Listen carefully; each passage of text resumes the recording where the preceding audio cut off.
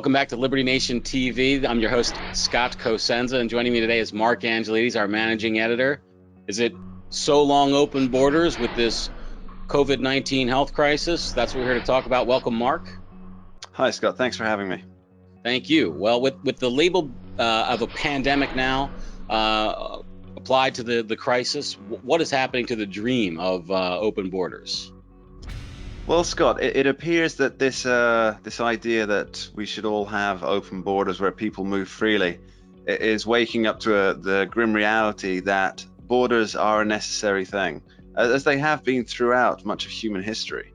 And it appears that those who have been pushing for open borders are now at the forefront of calling for closing of the borders.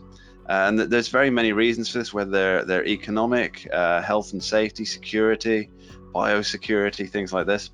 The reality is that it's all just crashing down, the idea that people should just be able to wander nation to nation. For those who have supported this for such a long time, it's quite depressing for them. Okay. What is the U.S. situation right now? Well, as our listeners will be aware, that travel is now restricted into the US from members of the European Union, the nation-state members of the European Union, not including Great Britain, because either because it's an island and therefore more capable of managing the influx of people, which it hasn't been doing particularly well, I might add, or because it's politically no longer aligned. The US has shut down travel in there, but also for United States citizens, travel is now restricted to other places in the world. And the one that I find that the most fascinating is Guatemala, that is presently in the midst of wrangles to do with borders on the US southern border, has now decided to ban entry for US citizens.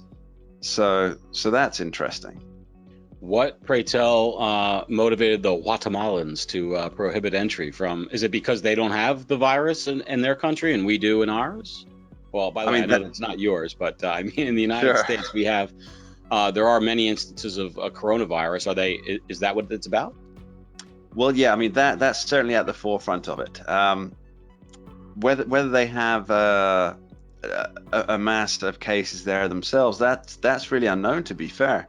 Because the medical systems are not great, testing facilities are not great, and let's be fair, overall reporting of the truth in these countries, it has not always been historically wonderful. But yeah, so they've shut down travel for United States citizens. It looks like all those Americans wanting to go to Guatemala will have to jump the border or maybe pay coyotes to get them through. I can just imagine the trains, the migrant trains traveling south through Mexico. The reverse coyotes. To get there, yes. With all the Mexican towns with their welcome mats laid out for the purchase of trinkets along the way down. Absolutely. No Yes, and what about the American tourists will be well armed with beads. Right. And what about the EU, Mark, and the dream of open borders there? How's that been affected?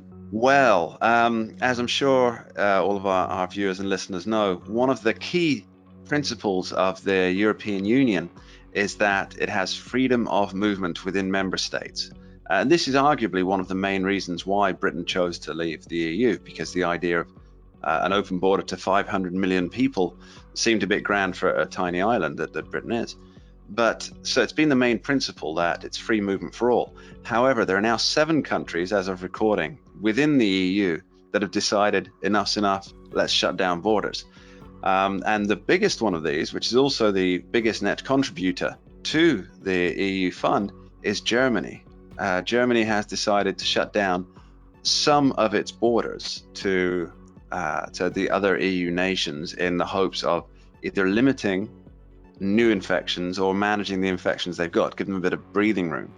Now, the EU has the EU institution, the EU government, as it were, has reacted quite badly to this, of course, and is decrying the trouble with trade now that you have trucks halted at internal borders, as they call them.